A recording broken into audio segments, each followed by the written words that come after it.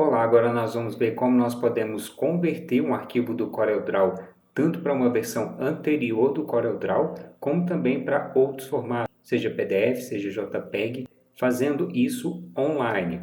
Tem um site que vai te permitir fazer esse tipo de conversão.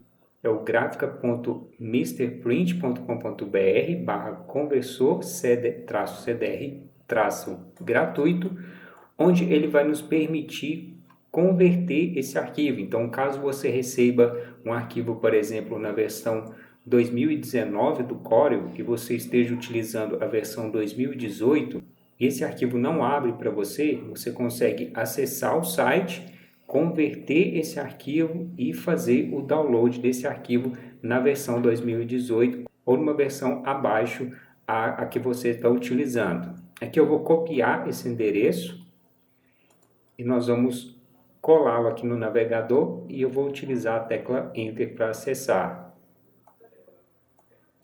No site nós vamos ter a opção de selecionar um arquivo e selecionar para qual tipo de formato você quer exportar esse arquivo. Então você pode selecionar um JPEG, arquivo EPS ou versões anteriores do CorelDRAW. Então se nós selecionarmos um arquivo, por exemplo, eu vou selecionar essa apresentação que nós criamos, que foi criada na versão 2018 do Corel.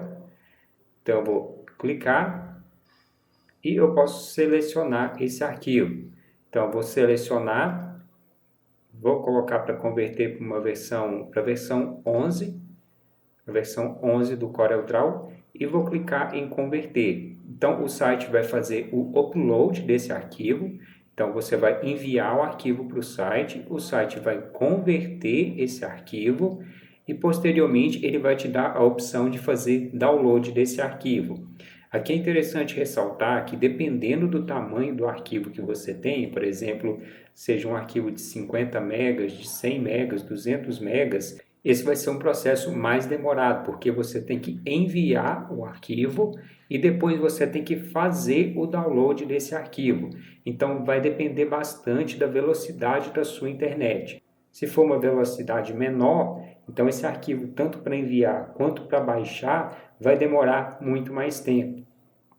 Então, feita essa conversão, nós podemos clicar em baixar arquivo e nós vamos conseguir baixar esse arquivo. Então, vamos dar um OK e agora nós podemos acessar esse arquivo.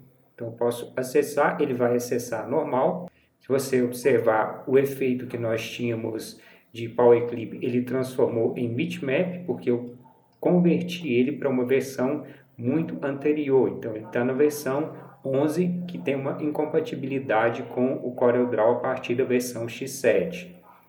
E se nós acessarmos esse arquivo, eu vou copiar esse arquivo e vou colar aqui na minha área de trabalho e clicando com o lado direito do mouse sobre ele, em propriedades,